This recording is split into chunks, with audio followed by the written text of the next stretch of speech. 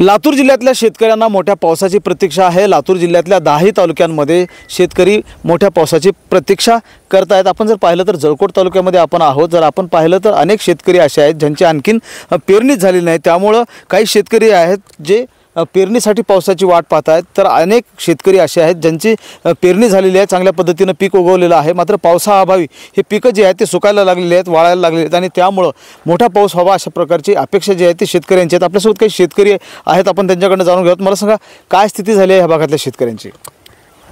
पाणीच नाही, पिकं पेरले पण त्याला पाणीच पडलं नाही। पिकं आता इथे आज कमीत कमी 2 फूट पिकाची उंची व्हायला पाहिजे, 4-4 फूट पिकं आहेत। पाणी नसल्यामुळे ते पिकच उचलत नाहीत, जोमानं वाढ होत नाही, जोमानं वाढत त्याला पाणीच भेटत नाही ना, जसं पाहिजे तसं पाऊसच नाही, त्यामुळे त्याची वाढ होत नाही।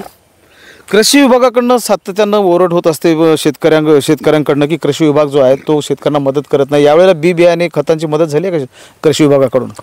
जळकोट तालुक्यात कमीत कमी 25,000 शेतकरी असतील, 300 ते 350 लोकांना बी भेटलं असेल, दुसऱ्या लोक भेटलंच नाही। म्हणजे 20-25 हजार शेतकऱ्यांमध्ये फक्त 300-350 लोकांना भेटले। म्हणजे राज्यातला कृषी विभाग नेमका करतो काय असा प्रश्न पडावा अशा प्रकारचं ही संख्या आहे। 20 ते 25 हजार शेतकऱ्यांची संख्या जळकोट तालुक्यामध्ये आहे आणि 300-350 शेतकऱ्यांना फक्त बी बियाण्याचं वाटप केलं जातं, बाकी शेतकऱ्यांना ती मदत मिळत नाही। मला सांगा बाकीच्या शेतकऱ्यांना मदत मिळत नाहीत, शेतकऱ्यांची ओरड होते, कृषी विभागाकडे दुर्लक्ष होतं का, किंवा तुमच्यासारखे जे शेतकरी आहेत ज्या शेतकऱ्यांनी आता स्प्रिंकलरनं पाणी देऊन पिकं जगवली आहेत, मात्र इतर शेतकऱ्यांची काय स्थिती झाली?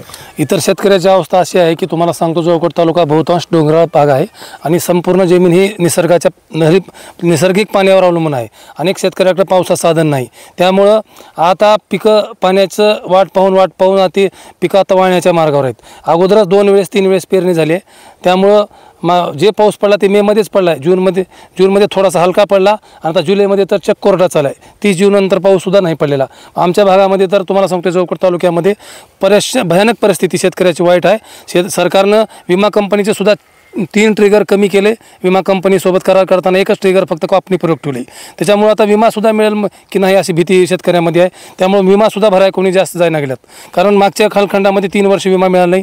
आम्ही अनेक वेळेस निवेदन दिलो, हे नुकसान होऊन सुद्धा विमा कंपनीनं विमा नाकारले आहे। त्यामुळे आमची एक मागणी आहे की सरकारी कंपनी विमा कंपनी नेमावी आणि 1 रुपयामध्ये जे पीक विमा योजना होती ती चालू करावी आणि संपूर्ण शेतकऱ्याचं कर्ज माफ करून सर्व शेतकऱ्याला या ठिकाणी दुबार पेरणीसाठी खत बी बियाणे द्यावे आणि सरसकट कर्जमाफी करून 7/12 कोरी करावी अशी आमची सर्व शेतकऱ्यांच्या वतीने सरकारकडे विनंती आहे। जळकोट तालुक्यातल्या सारखीच लातूर जिल्ह्यातल्या इतर तालुक्यांमधल्या शेतकऱ्यांची देखील स्थिती आहे। शेतकरी जे आहेत ते मोठ्या पावसाच्या प्रतीक्षेत आहेत। महेंद्र जोंधळे, TV9 मराठी, लातूर।